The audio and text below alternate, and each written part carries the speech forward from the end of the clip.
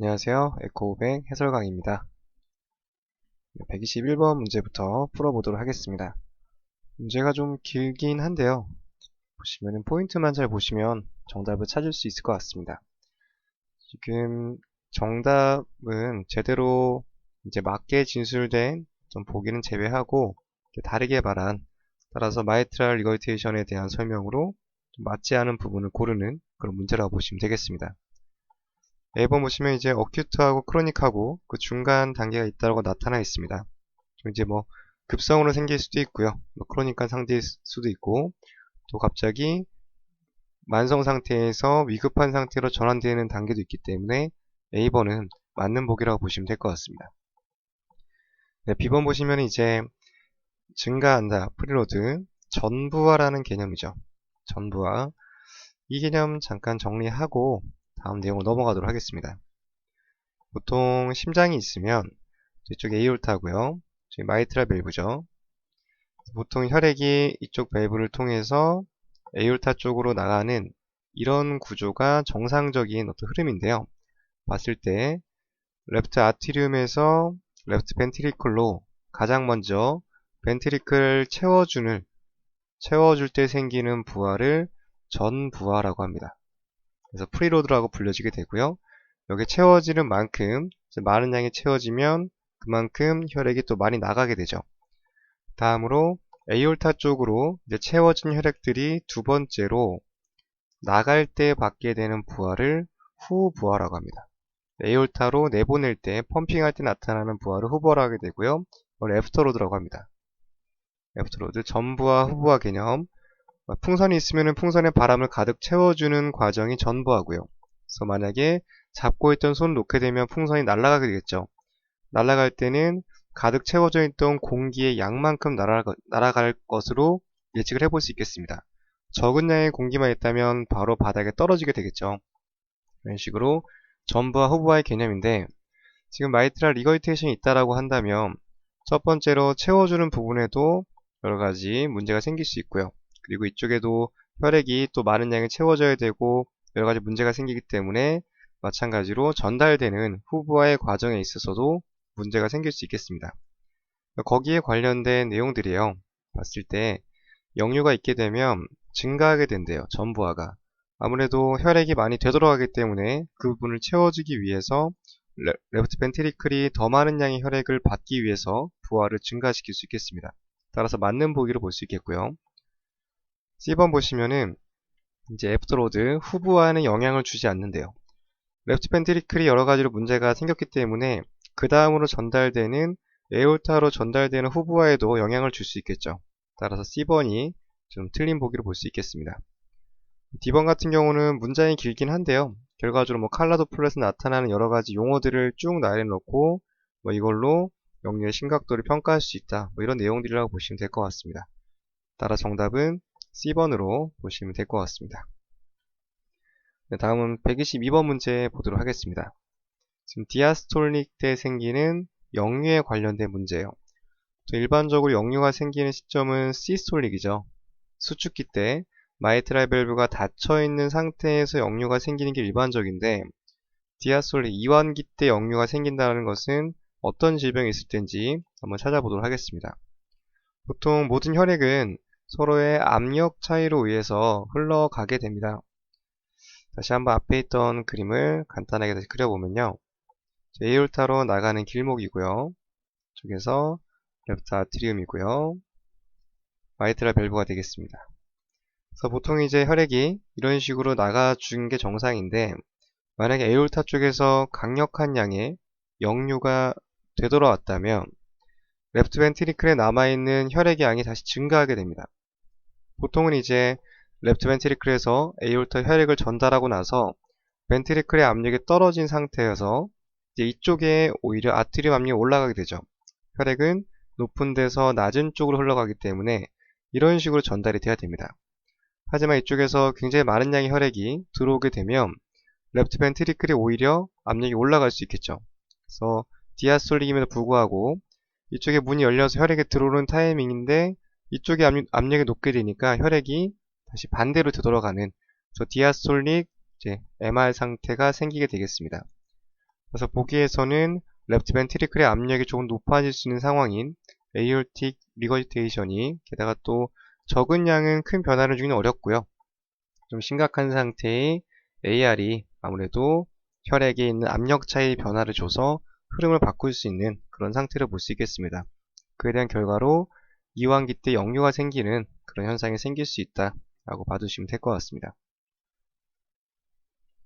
다음 이제 123번 보도록 하겠습니다. 여기서부터는 이제 마이트랄 밸브 프롤랩스로 가게 됩니다. 승모판 일탈증이라고 하죠. 보통 승모판 일탈증 같은 경우는 영상에 대한 특징이 뚜렷하기 때문에 동영상 관련 문제 또는 뭐 이미지 문제가 출제가 될 수가 있고요. 또 이제 이런 특징들을 잘 잡을 수 있는 에코 뷰에 관련된 또 문제들도 출제가 잘 되고 있습니다. 따라서 역류 협착뿐만 아니라 마이트랄 쪽에서는 승모판 일탈증에 관련된 부분도 좀 자세하게 보실 필요가 있다라고 봐주시면 될 것 같아요. 지금 이제 모스트 커먼한 어떤 증상을 물어보는 문제인데 승모판 일탈증 같은 경우는 간단하게 그림 먼저 보겠습니다. 지금 보시면 이쪽 포스테리어 쪽에 포스테리어 이폴러 쪽에 생기는 승모판 일탈증입니다. 영상에서는 뚜렷하지는 않은데 보통 정상적인 리플렛보다 좀 더 두꺼워지고요. 뭔가 조금 움직임 자체가 조금 펄럭펄럭하는 그런 모습이 나타나고 있어요. 하지만 정상적으로 좀 닫혀지긴 하기 때문에 순간적인 일탈이 있다고 볼 수가 있고요. 보시면은 이쪽에 라인을 기준으로 했을 때 약간 뒤로 빠져 있죠. 이런 식으로 여기 한 2mm 정도 빠지는 모습이 측정이 되면 MVP로 진단을 해볼 수가 있습니다. 그리고 또한 이제 파라스터널 롱 X뷰, 지금 보시는 뷰가 롱 X뷰인데 이 뷰에서 여기 있는 일탈 정도를 잘 판단할 수 있기 때문에 다른 뷰도 물론 관찰할 수는 있지만 파라스터널 롱 X뷰가 관찰하는 데 있어서 많은 장점을 가지고 있다. 이런 부분까지 같이 보시면 될 것 같습니다. 따라서 문 하나가 순간적으로 일탈하기 때문에 이쪽에 이제 역류가 생길 수가 있어요. 역류. 따라서 나타나는 증상들은 역류와 관련된 증상들과 동일하게 선택을 하시면 될 것 같습니다. 따라서 지금 문제 보시면 보통 일반적으로는 승모판 일탈증 같은 경우는 증상이 없어요. 증상이 없는 게 대부분이고요. 또 이제 뭐 굳이 꼽자고 한다면 아까 설명드린 것처럼 역류와 관련된 내용들 위주로 선택을 하시면 되겠습니다. 뭐 체스트페인이 있을 수 있겠죠. 그 다음에 심계항진, 심장이 두근거리는 상태, 그 다음에 실신하는 경우도 드물게 생길 수 있겠습니다. D번 아사이티스 같은 경우는 크게 연관이 없는 복이죠. 복수가 찬다는 부분은 크게 관련이 없는 복이라고 보시면 될 것 같습니다. 그래서 기본적인 먼저 개념 정도만 잘 기억하시면 될 것 같아요. 다음 124번 보겠습니다. 여러가지 합병증을 물어보는 문제인데요. 보통 이제 에코 시험 준비하시다 보면은 어떤 질병이 생겼을 때 동반되는 어떤 다른 기형이나 합병증과 관련된 내용들도 출제가 잘 되고 있습니다. 마이트랄 밸브 프롤랩스가 있을 때 나타나는 합병증과 관련이 없는 것을 찾는 문제입니다. A번 같은 경우는 감염성 심내막염이죠. 아무래도 정상적인 문의 상태보다 이쪽에 뭔가 끼어있고 움직임 자체가 이상하면 여러가지 세균들이 잘 달라붙을 수 있겠죠. 그래서 A번은 맞는 보기로 볼 수 있고요. B번 같은 경우 마찬가지로 문 하나가 순간적으로 나갔다 돌아오는 일탈 상태이기 때문에 역류 형태가 생길 수 있겠습니다. 좀 심각해져서 큰 영향을 주게 되면 리페어를 한다든지 리플레이스먼트를 할 수 있겠습니다. D번 같은 경우는 좀 기본적인 내용이 좀 다른데요. 협착을 유발하기보다는 역류를 유발하는 게 더 맞기 때문에 D번이 다른 내용으로 볼 수가 있겠습니다. 다음 125번 문제 보도록 하겠습니다. 이쪽은 이제 또 심장에 들리는 하트 사운드와 관련된 부분인데요.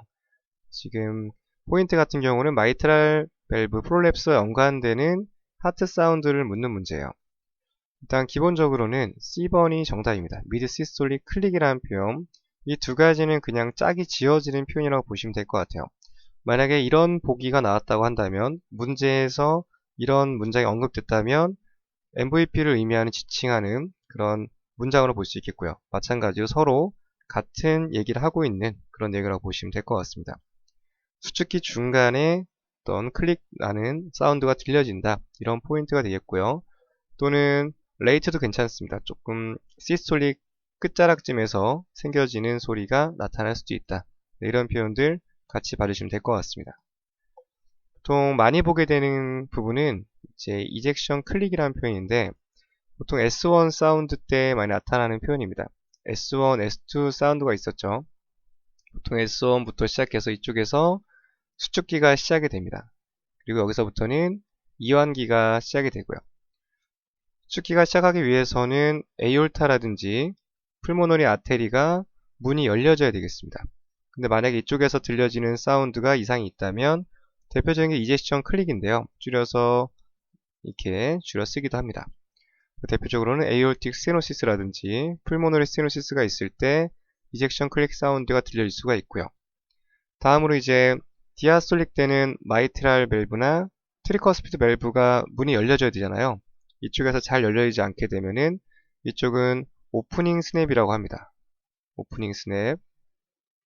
오프닝 스냅이란 단어가 나오게 되면 S2 사운드에서 나타나는 마이트랄 스테노시스나 트리커스피드 스테노시스 협착에서 나타나게 되는 어떤 하트 사운드구나 라고 봐주시면 되겠습니다.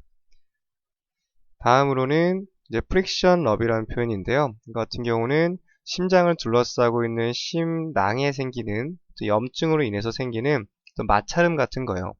보통 심낭 안에는 일정량의 플루이드가 존재해서 마찰력을 좀 감소시켜준 역할을 하게 되는데 이쪽에 염증이 생기면서 여러가지 마찰음이 들리는 상태라고 보시면 될 것 같습니다.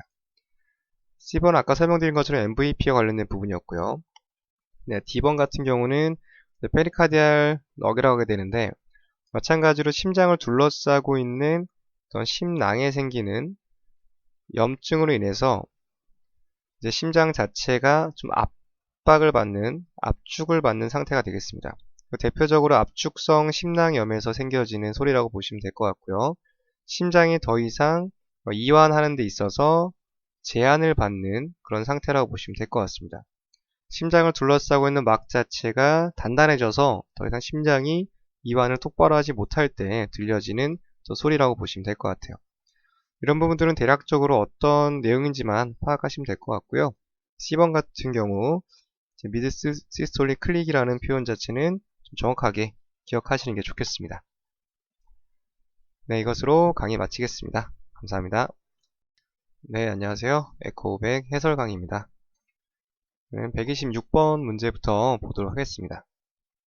지금 문제에서는 키워드를 물어보는 문제예요. 봤을 때 밸브 리플렛, 마이트랄 밸브 프롤랩스, MVP에서 나타나는 밸브 리플렛에 대한 변화를 묻는 키워드가 무엇입니까? 라는 문제가 되겠습니다. 보통 MVP와 연관되는 키워드 같은 경우는 어떤 다른 이해보다는 암기하시는 게 좋은데요. 정답은 C번이라고 보시면 될 것 같습니다. C번의 의미는 과잉의, 잉여의 이런 표현이거든요. 보통 구성되어 있는 리플렛 끝쪽에 두꺼워져 있고 점액 변성, 퇴행 과정을 통해서 이런 식으로 나타나지게 되는데요. 정상 조직보다 좀 과잉 상태라는 그런 표현을 나타내는 특징적인 용어라고 보시면 되겠습니다. 이런 부분들은 간단하게 암기해 두시면 될 것 같고요. 바로 다음 내용 보도록 하겠습니다.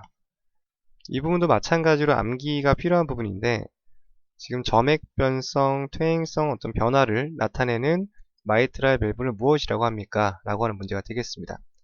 이 문장 자체를 암기하시면 돼요. 얘가 의미하는 바가 바로 마이트랄 밸브 프롤랩스와 연관되는 내용이 되겠습니다.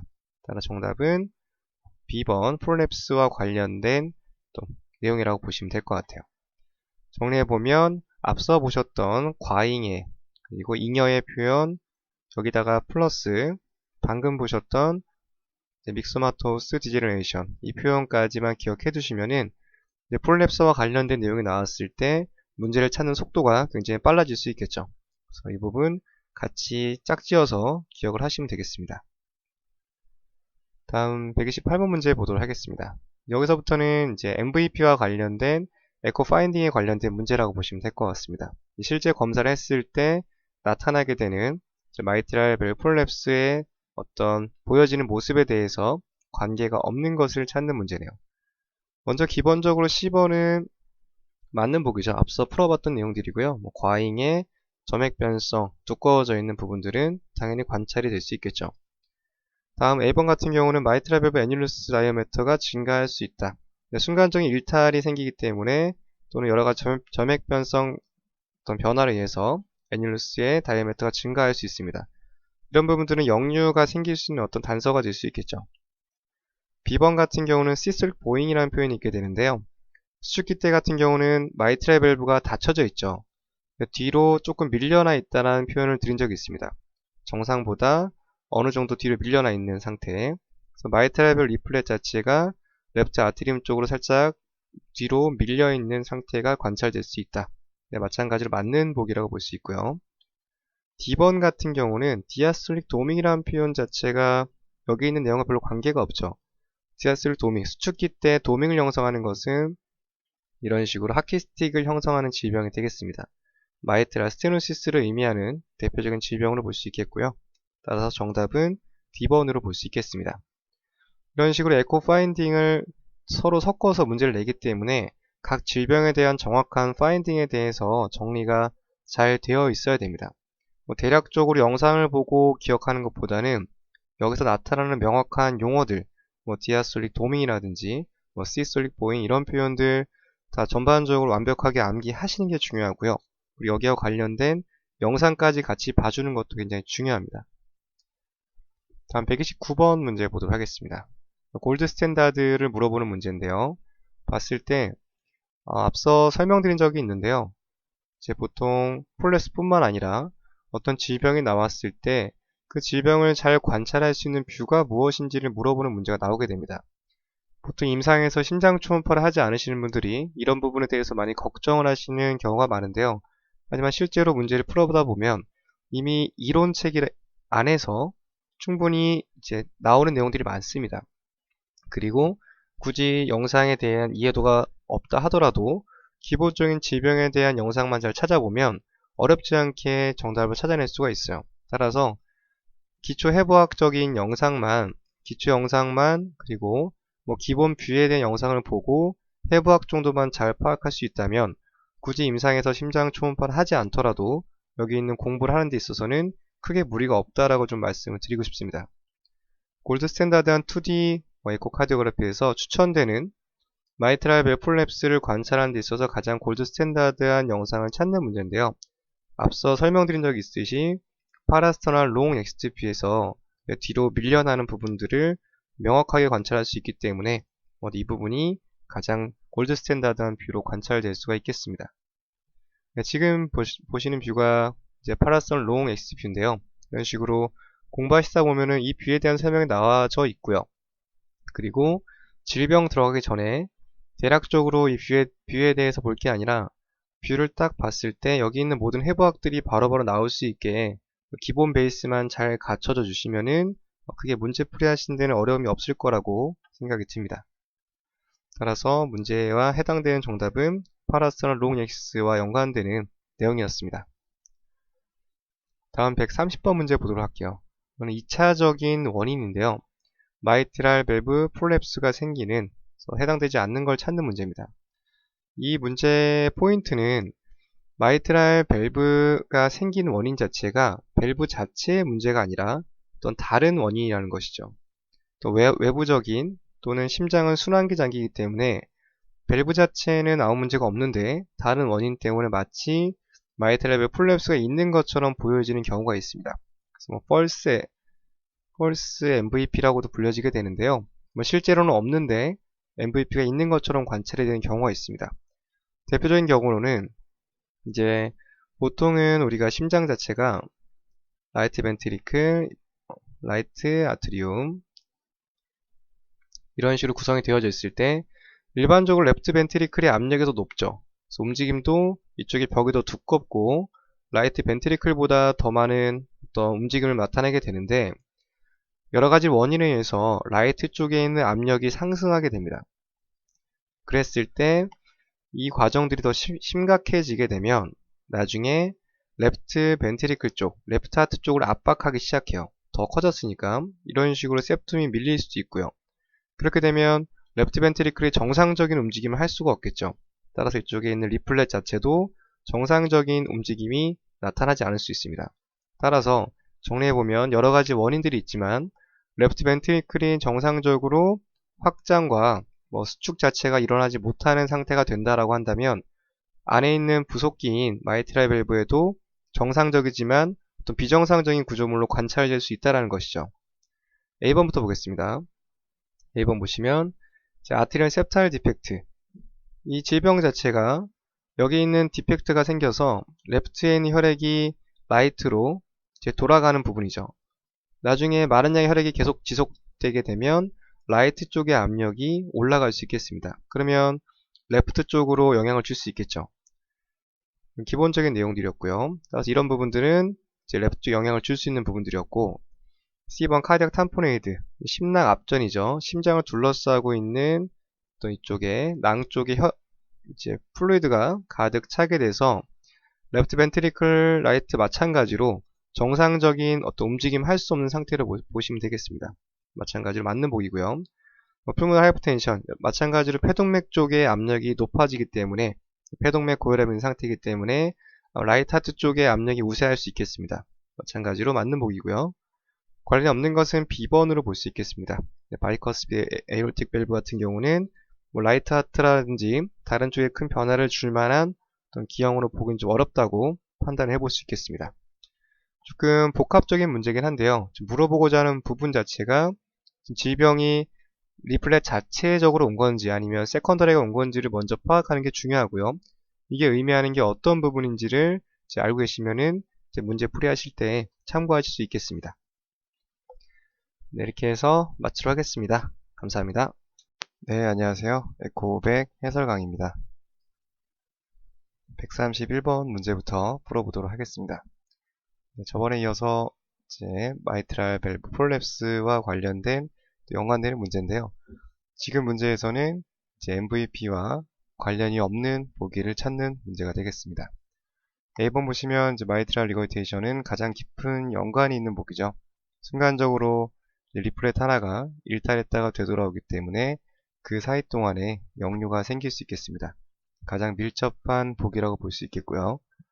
이제 이쪽 밸브에 이제 폴랩스가 생기게 되면 보통은 에이올틱이나 또는 트리커스피드 쪽에도 마찬가지로 일탈 증세가 같이 동반될 수 있겠습니다. 물론 마이트랄 밸브에 가장 흔하긴 하지만 다른 밸브에도 동반적으로 생길 수 있다는 것도 같이 봐두시면 좋을 것 같습니다. 네, D번 풀모나리 아트레시아 같은 경우는 별로 관계가 없는 보기죠. 풀모나리 쪽에 형성되지 않았다는 내용인데 지금 물어보는 문제와는 크게 연관이 없는 보기라고 볼 수 있겠습니다. 다음 바로 132번 보도록 하겠습니다. 한번 언급드렸던 내용인데요. 지금 모스트 커먼하게 연관 지어지는 MVP와 관련되는 어떤 보기를 찾는 문제입니다. 마이트랄 밸브 프롤랩스가 있으면 자연스럽게 마이트랄 리거지테이션이 동반되게 되죠. 그렇게 되면 대부분의 증상들이나 나타나는 변화들에 대해서는 MR과 관련된 또 보기를 선택하시면 될 것 같습니다. 아무래도 레프트 하트 쪽에 많은 양의 혈액이 오버로드되는 A번 레프트 벤트리클 볼륨 오버로드 현상이 같이 생길 수 있겠죠. 같이 짝지어지는 부분이라고 보시면 될 것 같고요. 어렵지 않게 볼 수 있는 내용이라고 보시면 될 것 같습니다. 다음은 133번이고요. 이쪽 문제가 좀 중요하다고 볼 수 있는 부분인데요. 이런 부분들은 이제 문제 풀이하시면서 같이 암기하시면 좋겠습니다. 지금 마이트랄 밸브 프롤랩스가 있는데 생긴 위치가 포스테리어래요. 보통 리플렛은 엔테리어 리플렛, 포스테리어 두 개가 있는데 이 둘 중에서 뒤쪽 리플렛에 일탈증이 있다라고 설명을 하고 있습니다. 이제 칼라 도플러를 적용을 시켰는데 플로우가 되는 방향이 어느 쪽으로 갈 건지를 물어보는 문제입니다. 따라서 역류가 있는데 역류의 방향이 어느 쪽 방향으로 흘러가게 되는지, 전방인지 후방인지 또는 인페리어 쪽인지 세팔라 쪽인지 이런 내용들인데요. 기본적으로 그림 하나 보면서 좀 설명을 좀 드리겠습니다. 보통 이제 역류가 있다라고 한다면 기본적으로 폐쇄 부전이죠. 두 개의 문이 정확하게 잘 닫히지 않아서 새는 게 역류의 기본적인 사항들인데 지금 보시는 그림처럼 어느 한쪽에 문제가 생기면은 혈액이 이렇게 편향적으로 흘러가는 현상이 생길 수 있겠습니다. 따라서 편향적인 MR이 생길 수가 있게 되는데 대표적으로는 마이트랄 밸브 폴랩스에서 나타날 수 있고요. 보통 양쪽 리플렛에 다 일탈 증세가 있으면은 관계가 없는 부분이지만 지금 한쪽 부분에 있기 때문에 이런 식으로 편향적인 MR이 생길 수 있겠습니다. 지금 영상을 보시면 이 영상은 경식도 초음파 영상이긴 한데요. 지금 이쪽 부분에 일탈증 증세가 관찰이 되고 있습니다. 그랬더니 혈액의 흐름은 일탈증이 있었던 부분의 반대쪽 방향으로 혈액이 흘러가고 있죠. 따라서 간단하게 기억하시는 게, 예를 들어 질병이 생긴 게 엔테리어 쪽이라고 한다면 역류의 방향은 그 반대편 리플렛인 포스테리어 쪽으로 흘러간다. 서로 반대되는 쪽만 기억하시면 되겠습니다. 따라서 문제로 되돌아보면 지금 문제에서는 포스테리어 쪽이라고 말했으니까 혈액이 흘러가는 방향 쪽은 엔테리어 쪽이라고 보시면 될 것 같습니다. 네, 마이트랄 밸브 폴랩스는 이제 편향적인 역류를 동반한다. 이런 내용들이 이 문제에서 포인트라고 보시면 될 것 같습니다. 그래서 영상 잘 기억해 두시고요. 이런 부분들 충분히 또 출제가 될 수 있기 때문에, 물론 동영상도 가능하기 때문에 영상도 같이 봐주시면 좋을 것 같습니다. 다음 134번 문제고요. 이 문제도 마찬가지로 굉장히 많이 나오는 부분들이죠. 보도록 하겠습니다. 이제 플레일이라는 표현이 나왔습니다. 플레일 우리말로 하면 뭐 연가양 승모판이라고 하게 되는데, 마이트랄 밸브에서 어떤 차이점을 물어봤습니다.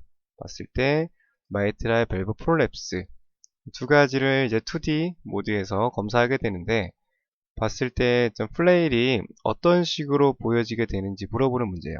따라서 이제 플레일과 마이트랄 밸브 프롤랩스 두 가지를 이제 서로 구분할 수 있는지를 알고 있는지 물어보는 문제라고 보시면 될 것 같습니다. 먼저 기본적으로는 지금 A번, B번을 제쳐두고 C번, D번 보시면 뒤쪽에 있는 마지막 단계만 차이가 있죠. 봤을 때 리플렛 팁, 그 밸브 리플렛 끄트머리 쪽이 어느 쪽을 향하고 있는지, 레프트 벤트리클을 향하는지 아니면 레프트 아트리움을 향하는지, 이 두 가지 차이점이 있다고 보시면 될 것 같습니다.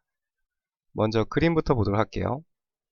지금 보시는 그림은 이쪽이 마이트랄 밸브 프롤랩스고요. 이쪽이 플레일입니다.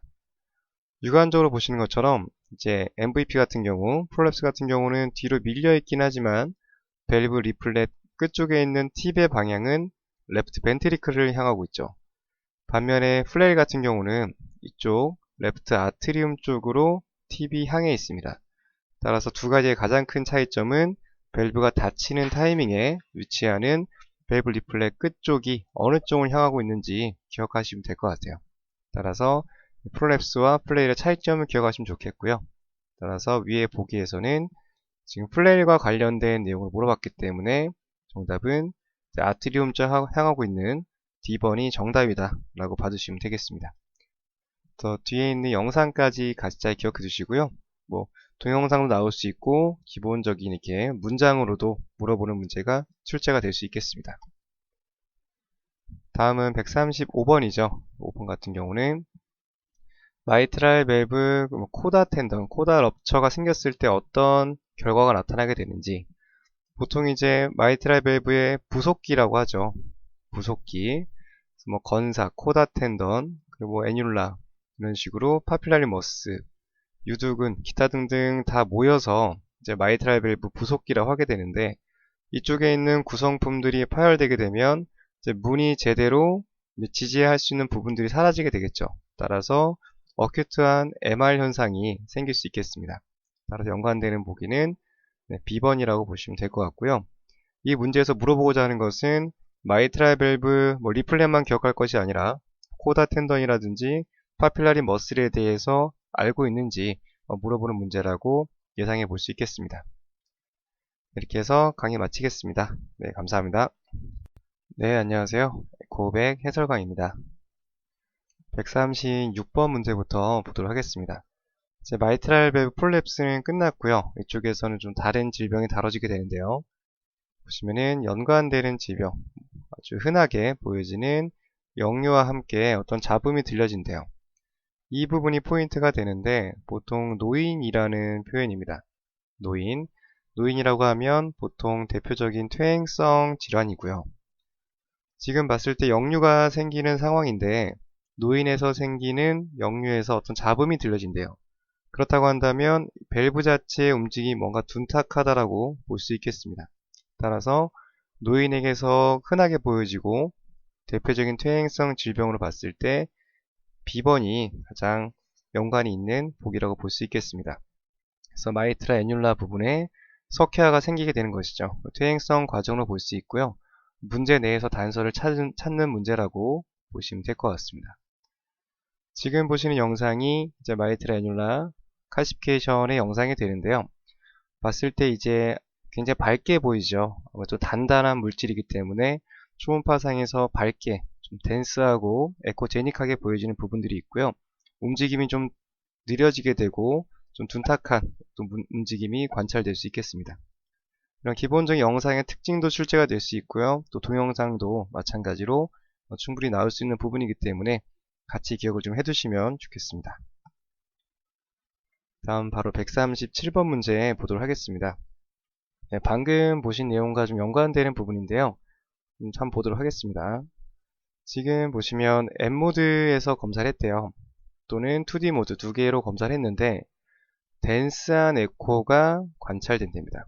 포스테리어, 노말, 마이트랄 밸브까지 봤을 때 어떤 것을 의심해 볼 수 있는지 물어보는 문제네요. 지금 포인트 자체가 리플렛 자체에 생기는 어떤 덴스한 구조물을 물어봤기 때문에 물론 다양한 질병들이 있다라고 볼 수 있지만 보기에서 우리가 가장 근접한 내용을 찾아본다고 한다면 A번이라고 볼 수 있겠죠. 애뉴라 쪽에 생기는 덴스란 표현이란 자체가 뭔가 좀 단단하다는 표현인데요. 지금 밑에 있는 파필로마라든지 베제테이션 같은 경우도 충분히 영상상에서는 좀 에코제닉하게 보일 수는 있지만 뭔가 단단한 느낌을 주고 있지는 않거든요. 따라서 문제에서 물어보고자 하는 것은 덴스와 석회화가 연결되는 부분이 있기 때문에 아마도 애뉴라 클래시피케이션이 가장 근접한 정답으로 볼 수 있겠습니다. 따라서 앞에 있는 부분까지 해서 136번과 137번까지 해서 애뉴라 클래시피케이션에 관련된 부분이었고요. 다음 138번 내용 보도록 하겠습니다. 봤을 때 어떤 원인을 물어보는 문제네요. 원인. 여기서부터는 이제 에이올틱 스테노시스로 들어가게 됩니다. 138번 이후로부터는 이제 에이올타 쪽 질병을 넘어가게 되고요. 이 전까지는 우리가 마이트랄 밸브에 생기는 질병, 스테노시스, 역류, 프롤랩스, 방금 전까지 애뉴라 클래시피케이션까지 설명이 끝났고요. 여기서부터는 에이올타 쪽에 있는 밸브와 관련된 질병으로 넘어가게 되겠습니다. 봤을 때 이제 원인을 물어보는 건데요. 봤을 때 연관되지 않는 것을 찾는 복이라고 보시면 될 것 같습니다. 보시면은 이제 B번, C번, D번 보시면 이제 밸브 자체의 문제거든요. 보시면 컨제니탈하게 밸브 자체에 문제가 생겼다든지 또는 퇴행성을 겪는다든지 또는 류마틱에 의해서 서로 융합되거나 교련, 협착이 일어나는 그런 상태가 밸브 자체에 생긴 어떤 원인이고요. A번 같은 경우는 박테리아라고 한다면 2차적인 어떤 세균성 감염이죠. 밸브 자체의 문제라기보다는 다른 쪽에 염증이 타고 올라와서 밸브 쪽에 2차적인 감염 현상을 일으키는 그런 부분이라고 볼 수 있기 때문에 아마도 A번이 가장 연관이 되지 않는 복이라고 같이 봐두시면 되겠습니다. 139번 한번 보도록 할게요. 봤을 때 이런 부분들은 약간 조금 문제를 풀면서 또 얻게 되는 스킬 중에 한 가지인데요. 보시면은 에이올틱 밸브에 스테노시스가 생겼대요. 근데 환자의 나이가 47세랍니다. 봤을 때 어떤 부분을 가장 의심해 볼 수 있는지 물어보는 문제인데요. 보통 이제 47세라고 한다면 좀 젊다고 보기 좀 애매하고 그렇다고 해서 나이가 좀 많다라고 하기에는 또 조금 애매한 부분들이 있습니다. 보통 이제 퇴행성 과정으로 분류하는 연령은 보통 65세 이상이라고 볼 수 있어요. 따라서 47세는 이거 미만이기 때문에 퇴행성과 관련된 복이라고는 보기 어렵고요. 다음 C번 같은 경우 엔도카다이티스 같은 경우는 심내막염인데 심장 내막에 생기는 질병 같은 경우는 다른 어떤 단서가 더 필요합니다. 지금 여기 있는 연령만 가지고는 엔도카다이티스를 진단하기 어렵죠. 정답은 B번인데요. B번 같은 경우는 47세, 65세 이전에 생겼던 어떤 질병적인 부분들에 대해서는 선천적으로 가지고 있을 것이다 라고 좀 연령적으로 분류하는 파트라고 기억을 하시면 되겠습니다. 따라서 퇴행성 과정이다, 뭔가 세컨더리가 생긴다고 한다면 65세 이상으로 볼 수 있고요. 만약에 AS에 생겼던 다른 부분을 언급하고 싶다면 추가적인 단서가 충분히 들어가 줘야 되는데, 이 문제에서는 다른 부분이 언급되어 있지 않기 때문에 가장 근접한 부분인 컨제니탈하게 생겼던 부분이다, 발견 자체가 늦게 될 수 있겠죠. 충분히 영향을 주지 않는 상태였기 때문에 우연하게 검사가 돼서 발견될 수도 있고요. 또는 어릴 때나 성장기 때는 영향을 주지 않다가 점점 증세가 나이가 들어감에 따라서 나타날 수도 있겠죠. 따라서 이 문제에서 포인트는 단서가 더 필요한 부분들이 있고요. 없다면 거기에 제한적으로 문제를 풀이하시면 되겠습니다. 또한 65세 이상을 고령의 환자, 퇴행성과 관련된 부분에 연령대로는 정하고 있기 때문에 이런 부분도 같이 봐두시면 좋을 것 같습니다. 다음 140번 문제 보도록 할게요. 여기 마찬가지로 이제 증상이 나타나게 됐는데요. 보시면은 심텀과 어떤 사인까지도 나타나는 문제가 되겠습니다. 여전히 에올틱 스테노시스와 연관되는 부분인데요. 관련이 없는 것을 찾는 문제입니다. 먼저 그림으로 보면 레프트 벤트리클에서 이제 에올타를 통해서 혈액이 나가게 되죠. 이쪽 에올틱 밸브인데, 따라서 만약 이쪽에 나가는 문 자체가 막혀지게 되면 에올틱 스테노시스라고 볼 수 있겠죠. 그러면 에올타는 우리 몸 중에서도 체순환을 담당하고 있습니다. 일로 나간 혈액들의 한 15%에서 20%는 브레인 쪽으로 가게 되고요. 그리고 이쪽에 코로나리 아테리 쪽을 통해서 심장에도 공급이 되고, 그 다음에 에올틱 아치를 건너서 우리 상지, 하지, 전신에 혈액이 공급되게 되겠습니다. 근데 만약에 에올틱 스테노시스가 있게 된다면 전신으로 가는 혈액 또는 브레인으로 가는 혈액, 심장으로 가는 혈액 자체가 부족하기 때문에 상당히 좀 위험한 상태를 야기할 수 있겠죠. A번 같은 경우는 협심증입니다. 심장 자체에 혈액 공급이 되지 않기 때문에 협심증의 증상이 생길 수 있겠고요. 다음은 컨제스티브, 심장 혈액이 제대로 나가지 못하기 때문에 정체되어 있는 우려성 어떤 심장 질환이 생길 수 있겠습니다. D번 같은 경우는 실신이죠. 마찬가지로 브레인 쪽이라든지 혈액 공급을 받지 못하기 때문에 실신하는 경우가 생길 수 있고요. C번 전신 부종 같은 경우는 지금 이쪽 파트와는 맞지 않는 부분이라고 보시면 될 것 같습니다. 간단하게 브레인과 관련된 부분들 또는 심장 질환, 그리고 봤을 때 좀 생명이 좀 위독하다 느껴지는 실신이라든지 이런 부분들에 관련된 내용들이 에올타를 통해서 혈액이 가지 못하기 때문에 나타나는 어떤 질병적인 부분이라고 보시면 될 것 같고요. 연결을 지을 때 조금 더 위중한 쪽으로 포커스를 맞추시면 될 것 같습니다. 네, 이렇게 해서 강의 마치겠습니다. 다음 시간에 뵙겠습니다. 감사합니다. 네, 안녕하세요. 에코500 해설 강의입니다. 오늘은 141번 문제부터 풀어보도록 하겠습니다. 봤을 때 이제 에올틱 스테노시스와 연관되는 부분이 또 연달해서 문제가 나오고 있고요. 여기와 관련된 어떤 심잡음과 관련된 부분을 선택하는 문제가 되겠습니다. 먼저 에올타에서 혈액이 나가지 못하고 막혀있는 상태이기 때문에 시스톨릭, 수축기 때가 연관이 있는 보기라고 볼 수 있겠죠. 정답은 일단 C번으로 볼 수 있는데요. 시스톨릭 이젝션 머머란 표현 자체가 에올틱 스테노시스와 연관되는 그런 키워드라고 보시면 될 것 같습니다. 홀로시스톨릭 이런 부분들 같은 경우는 보통 역류와 관련된 키워드가 더 많고요. 봤을 때 마이트랄 리거이테이션이 있을 때 수축기 중간에 심잡음이 일어나게 되고요. 반면에 이제 이완기 중간에 나는 잡음은 에올틱 리거이테이션이 되겠죠. 그 다음에 이 표현 자체를 같이 잘 기억해 주시면 될 것 같고요. 반면에 이제 디아스톨릭 때, 이완기 때 들리는 잡음 같은 경우는 마이트랄 스테노시스가 있을 때 나는 소리라고 보시면 될 것 같습니다. 보기 보시면은 라이트 어퍼, 스터널 보더라고 되어 있는데, 이쪽에서 소리가 더 잘 들린다고 하는 이유는 에올타가 이제 올라가는 쪽이 이런 식으로 올라가죠. 실제 심장 에이펙스는 좀 아래로 쳐져 있고 이런 식으로 올라가기 때문에 라이트 쪽에서 조금 더 에올틱 신호가 더 잘 들릴 수 있다, 이런 표현이라고 보시면 될 것 같습니다.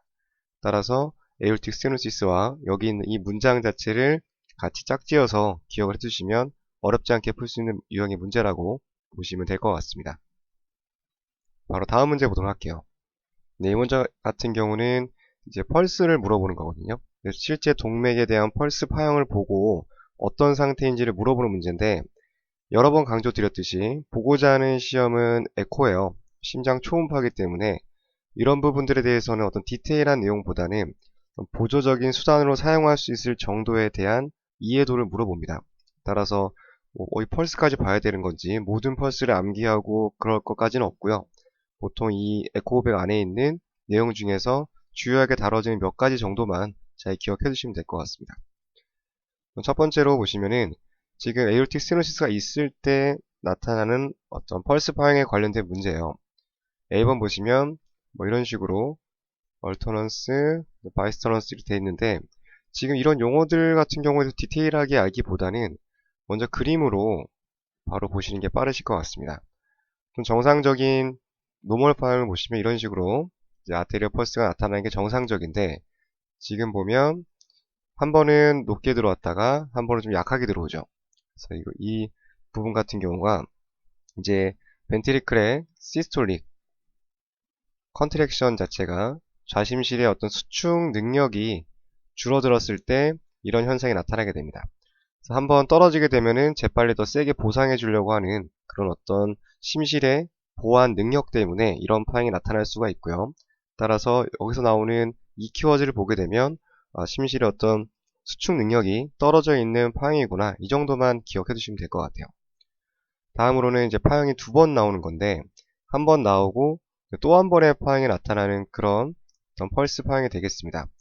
이거 같은 경우는 에이올틱 리거지테이션이 있을 때 나타날 수 있는 변화고요. 이미 혈액이 한번 나갔다가 다시 되돌아오는 이런 상태가 되는 거죠. 따라서 파형 자체가 두 번 나타날 수 있는 그런 특징을 가지고 있습니다. 보통 이제 많이 나오는 게 이거거든요. 펄서스 파라독서스가 가장 많이 나오는데, 보시면 숨을 들여 마셨을 때는 파형이 좀 줄어들고요. 뱉었을 때는 올라가는, 정리해보면 호흡에 따라서 펄스 파형이 바뀌는 그런 특징을 가지고 있습니다. 이거 같은 경우는 심장에서도 응급질환인 심낭 압전, 카디악 탐포네이드가 있을 때 이런 특징적인 파형이 나타나게 돼요. 따라서 여기 있는 내용들은 기본적으로 이렇게 되겠구나 정도 보시고요. 주로 많이 나오는 것은 바로 이 파형 자체가 가장 많이 문제에 나오고 있습니다. 다음으로 이제 에이올틱 스테노시스가 있을 때는 혈액 자체가 잘 들어가지 못하죠. 그래서 파형 자체도 완만한 형태를 나타내게 돼요. 어떤 펄스 자체가 검출되는 게 좀 양이 적기 때문에, 따라서 펄서스 이런 식으로 파부스라고 불리기도 하는데요. 이런 식으로 나타날 수가 있겠습니다. 따라서 D번으로 보시면 될 것 같고요. 정답이 D번인 걸 알았지만 A, B, C번이 의미하는 게 어떤 건지도 같이 한번 잘 기억하시면 도움이 될 것 같습니다. 대표적인 몇 가지 파형 정도 에코 공부하시면서 같이 암기해 두시면 될 것 같습니다.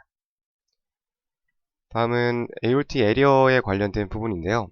봤을 때 위중한 에올틱 밸브의 에리어는 무엇입니까? 라고 물어보는 문제입니다. 마찬가지로 전에 마이트랄 스테노시스 할 때 풀어봤던 유형인데요. 이런 유형 같은 경우는 굳이 정확한 기준값을 모른다 하더라도 풀 수 있는 문제라고 볼 수 있겠죠. 가장 에리어가 좁은 게 위중한 상태의 에올틱 스테노시스의 상태라고 유추해 볼 수 있겠습니다. 다음 144번 문제 보도록 할게요. 보통 이제 마찬가지로 에코 이외에 연관되는 부분인데요. 지금 카테터를 삽입을 해서 여기 있는 어떤 밸브 에리어를 평가하는 그런 방법이 되겠습니다. 그래서 여기에 관련된 어떤 공식인데요. 전에도 한번 언급드린 적이 있는데 심도자법이죠. 카테터를 이용한 어떤 검사법과 연관되는 공식은 골린 공식이 되겠습니다. D번으로 먼저 기억을 해두시고요. A번 같은 경우는 압력차 산정 공식이죠. 압력 차이. 그리고 B번 같은 경우는 연속성의 공식이고요. 보통 이제 에이올틱 스테노시스가 있을 때는 연속성의 공식을 많이 이용을 해서 이제 면적을 구하는 방법을 사용하게 됩니다. C번 같은 경우는 일반적으로 알고 있는 도플러 공식이고요. 그래서 이제 심도자법 나오게 되면 이 단어 자체를 같이 짝지어서 기억하시면 되겠습니다. 그래서 보통 여기서 얻어지는, 보통 이제 뒤에 또 문제 풀어볼 텐데요. 카테터를 통해서 얻어지는 값과 그 다음에 도플러, 우리가 알고 있는 도플러를 이용해서 얻어지는 값의 차이를 물어보는 문제가 또 뒤에 등장하게 되는데 한번 보도록 하겠습니다. 네, 지금 이제 물어보는 문제는 이제 카테터로 측정을 했을 때 얻을 수 없는 어떤 데이터를 물어보는 문제예요. 보통 카테터로 얻게 되는 요소들은 전반적인 압력을 구할 수 있습니다. 대표적인 게 뭐 피크 투 피크 프레셔 구할 수 있고요. 그 다음에 민 프레셔 구할 수 있습니다. 보통 뭐 전반적인 압력은 구할 수 있게 되는데요. 하지만 이 속도 같은 경우는 보통 도플러로 측정을 하게 되죠. 움직이는 속도 같은 경우는. 따라서 A번이 연관되지 않는 보기로 같이 봐주시면 되겠습니다. 추가적인 내용 설명을 좀 드릴게요. 지금 보시면 아까 설명드린 것처럼 심도자법, 카테터를 이용한 검사법과 그리고 도플러를 이용한 검사법에 대해서 차이를 물어보게 되는데, 여기 복잡하게 나열되는 여러 가지 뭐 그래프들도 있어요. 하지만 좀 간단하게 암기하시는 방법이, 지금 피크, 순간적인 피크의 어떤 압력을 구하는 방법은 도플러를 이용한 방법이고요. 그리고 피크 투 피크라고 되어 있는 이 부분 같은 경우는 카테터를 이용한 방법이 되겠습니다. 일단 이 용어와 연관되는 짝을 먼저 지어주시고요. 그 다음에 많이 물어보는 게, 이렇게 해서 구한 값 중에서 어떤 값이 더 크게 측정이 되고 어떤 값이 조금 더 작게 측정이 되는지 물어보는 내용이 있습니다. 지금 그래프에서 보시는 것처럼 여기서 얻게 되는 순간적인 피크 값은 더 많게 측정이 돼요. 여기 있는 심도자법을 사용한 카테터를 사용한 값보다 도플러를 사용해서 순간적으로 측정한 값이 결과치가 더 높게 측정이 된다. 이 부분만 잘 기억하시면 되겠습니다. 왜 그렇게 되는지 원리까지는 뭐 이해를 했다 하더라도 결과적으로는 이 부분이 중요한 거니까요. 따라서 도플러를 사용한 피크 순간적인 압력차가 카테터보다 더 높게 측정이 된다. 이 부분 정도만 기억하시면 될 것 같아요. 그 다음에 이제 순간적인 피크로 측정을 하다 보니까 조금 이제 정확도에 대해서 여러 가지 좀 문제가 생길 수 있어서, 구해진 값에서 스펙트럼을 이런 식으로 쭉 연결해서 트레이싱을 하게 되면 중간 값이 나오게 됩니다. 민 그라디언트가 조금 더 전체적인 그래프로 평가해서 평균치를 낸 값이기 때문에 조금 더 유용하게 사용되어질 수 있는 그런 값이라고 같이 봐주시면 좋겠습니다. 그래서 구해진 스펙트럼에서 라인을 따라 그려서 트레이싱해서 만들어진 값이라고 보시면 될 것 같아요. 그래서 보통 같은 그림인데요. 이런 식으로 이제 순간적으로 구하는 것도 있지만, 민 그라디언트 같은 경우는 전체적인 어떤 부분을 파악해서 값을 유추해내는 그런 방법이라고 간단하게 기억을 해두시면 될 것 같습니다. 네, 이렇게 해서 강의 마치겠습니다. 감사합니다. 네, 안녕하세요. 에코백 해설 강의입니다. 146번 문제부터 풀어보도록 하겠습니다. 저번 강의 때 설명드린 내용인데요. 봤을 때 도플러로 측정한 이제 피크 순간 압력과 그리고 이제 100이라는 압력값이 측정이 됐어요. 이 값을 카테터로 측정을 했을 때 피크 투 피크 값이랑 비교를 했을 때 이 값은 어떻게 나타날 건지, 단순하게 얘기해서 도플러와 카테터 두 개를 할 건데 카테터로 했을 때 도플러보다 높게 나올 것인지 같을 것인지 낮게 나오는지 이런 내용이 되겠습니다. 저번에 설명드린 것처럼 카테터를 이용한 검사법을 통해서 얻어진 압력값은 도플러보다 적게 나옵니다. 도플러가 더 높게 나온다고 설명을 드린 적이 있었죠. 따라서 100보다는 구해진 값이 100이니까 100보다 적게 측정이 된다. 네, 이런 전반적인 내용을 같이 봐주시면 될 것 같습니다. 도플러와 카테터를 통해서 구하는 내용에 대한 차이를 물어보는 문제였습니다. 다음은 147번 문제 보도록 할게요. 봤을 때 에이올틱 밸브 스테노시스가 이제 주요하게 있대요. 봤을 때 레프트 벤트리클이 어떻게 이제 변하게 될 건지 물어보는 문제거든요. 어떤 영향을 끼치게 되는지. 보통 레프트 벤트리클에서 에이올타로 나가는 길목이 막혔기 때문에 여기 있는 레프트 벤트리클이 영향을 받게 되겠죠. 그러면 이 좁은 구멍에 혈액을 내보내줘야 되기 때문에 레프트 벤트리클은 더 근육 자체가 점점 두꺼워지게 됩니다. 근육이 두꺼워지면 그만큼 더 높은 에너지를 낼 수 있겠죠. 따라서 근육이 두꺼워지는 내용이 포인트가 되고요. 그리고 여기에 들어가는 압력 자체가 과하게 들어가기 때문에 레프트 벤트리클의 프레셔 오버로드, 압력 과부하가 증가하게 됩니다. 압력 과부하가 증가하게 된 내용을 또 다르게 표현하자면, 처음에 레프트 벤트리클로 채워지는 압력 자체가 우리가 알고 있는 전부하죠. 여기 채워지는 압력, 채워졌던 혈액이 에올타를 통해서 나가는 부하가 후부하가 되겠습니다. 그래서 에이올틱 스테노시스가 있게 되면은 후부하가 증가하게 되겠죠. 더 높은 압력으로 혈액을 내보내줘야 되기 때문에 이런 부분들까지 같이 봐주시면 될 것 같습니다. 따라서 전체적으로 레프트 벤트리클이 두꺼워져야겠죠. 같이 힘을 모아서 혈액을 내보내줘야 되기 때문에 따라서 정답은 B번이라고 보시면 될 것 같습니다. 전체적으로 레프트 벤트리클이 두꺼워져 있는, 이거는 편향적으로 되어 있는 거고요. 어느 일부분만 두꺼워져 있는 상태를 표현하는 어떤 용어고요. 이거는 비대칭적으로, 전체적으로 된 게 아니라 마찬가지로 대칭이 되지 않는 그런 내용이라고 보시면 될 것 같습니다. 지금 이제 전체적으로 내보내줘야 되는 상황이기 때문에 컨센트릭하게 변화가 생길 수 있다. 이렇게 기억을 하시면 될 것 같습니다. 한번 에이올틱 스테노시스 영상 좀 볼게요. 지금 보시면 마찬가지로 마이트랄과 비슷한데요. 에이올틱 나가는 쪽이 좀 두꺼워져 보이고요. 그리고 보통 파라서널 숏 엑시스 뷰에서 봤을 때 조금 더 이제 관찰이 잘 되는데, 일반적으로는 이렇게 뭐 벤츠 모양 같이 이렇게 나타나야 되는데 지금 에리어 자체가 잘 보여지지가 않고 있죠. 그래서 면적이 좁아져 있고 영상에서 좀 밝게 보여지는, 하이퍼 에코익하게 보여지는 그런 특징을 나타내고 있습니다. 네, 마찬가지고요. 그래서 파라솔 롱 뷰에서 관찰할 수도 있고 3챔버 뷰에서도 관찰할 수 있는 에이올틱 스테노시스의 영상이 되겠습니다. 바로 이제 다음 문제 보도록 하겠습니다. 봤을 때 레프트 벤트리클의 프레셔 오버로드, 지금 다 같은 얘기거든요. 후부하가 증가하는 상태고 레프트 벤트리클의 압력이 증가하려면 나가는 길목이 좁아져 있다는 어떤 전제가 깔리게 되겠습니다. 여기 연관되지 않는 내용을 찾는 거예요. 보시면은 서브에올틱 부분에 이제 뭐 막성부, 여러 가지 분리된 별개 이런 뜻이거든요. 그래서 어떤 별개의 구조물로 인해서 에올틱, 서브에올틱 부분이 협착이 되어 있는 상태입니다. 앞의 내용을 잘 모른다 하더라도 말하고자 하는 것은 에올틱 스테노시스와 연관되는 부분이겠네요. 밑에 D번 보시면 마찬가지입니다. 에올틱 스테노시스. 일단 A번과 D번은 정답에 가깝죠. 일단 해당이 되는 항목입니다. 프레셔 오버로드가 증가할 수 있는 어떤 상황이 되기 때문에. C번 보시면은 혈압이죠. 고혈압 같은 경우, 고혈압인데 혈압이 높아지게 되면 더 높은 압력으로 혈액을 전신으로 보내줘야 돼요. 그러면 마찬가지로 레프트 벤트리클의 압력이 과부하 걸릴 수 있겠습니다. B번 같은 경우 사실 이 내용과 크게 연관이 없는 또 문제로 볼 수 있겠습니다. 마이트랄 밸브 스테노시스는 물어보는 내용과는 연관이 없죠. 따라서 정답은 B번으로 보시면 될 것 같습니다. 다음 149번 문제 보도록 할게요. 지금 이제 물어보는 문제는 엠모드 파인딩입니다. 엠모드 파인딩인데 여기 연관되지 않는, 에올틱 스테노시스에서 관찰되는 엠모드 파인딩과 연관되지 않는 보기를 찾는 내용입니다.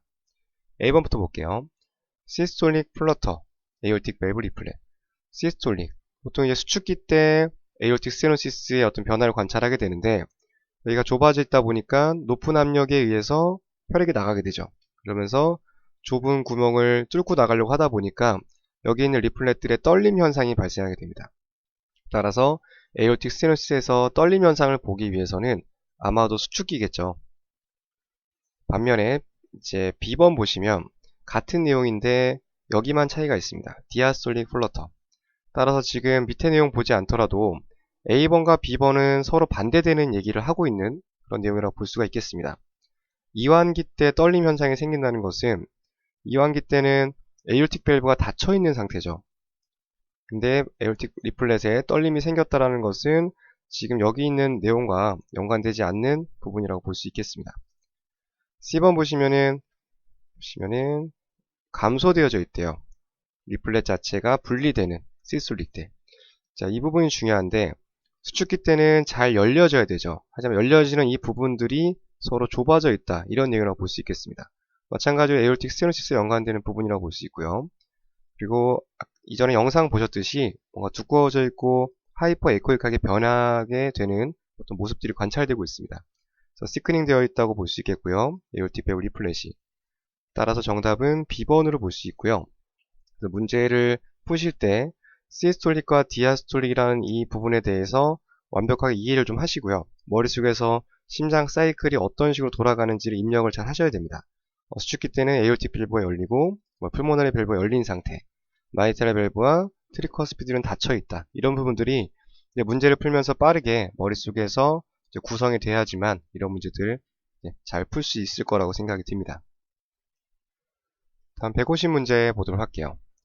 2D 모드에서 관찰된 어떤 파인딩과 연관된 부분인데요. 관련이 없는 걸 찾는 겁니다. 마찬가지로 에어틱 밸브 스테노시스와 계속 연관되는 부분이에요. A번 보겠습니다. 에어틱 밸브 석회화가 있으면 당연히 좁아지는 부분들이 생길 수 있겠죠. B번은 앞에서 풀어봤던 내용이고요. 벤트리클이 이제 컨센트릭하게 다 같이 두꺼워지는 그런 상태가 되겠습니다. 느낌상으로 봤을 때는 C번과 D번 둘 중에 하나가 정답이 될 수 있겠는데요. 포스트 스테노틱 딜라테이션, 에오틱 스테노시스가 좁아지다 보니까 이 좁은 쪽을 뚫고 혈액들이 한 번에 쭉 나가게 되죠. 그러다 보니까 이쪽에 있는 스테노틱한 구간을 지나면서 그 압력들이 이쪽에 있는 혈관벽에 영향을 주게 되면서 에올타가 포스트 스테노틱 지나가는 부분이죠. 딜라테이션 될 수 있겠습니다. 하지만 생긴 부분이 에올틱 밸브 위치이기 때문에 에올틱 밸브를 지나자마자 바로 어센딩 에올타가 있게 되죠. 따라서 C번은 연관이 되는 내용이지만 디센딩까지 너무 거리가 멀죠. 따라서 D번은 여기 해당되지 않는 그런 내용으로 볼 수 있겠습니다. 그래서 문제 풀어봤고요. 다음 강의 때 또 다시 뵙도록 하겠습니다. 감사합니다.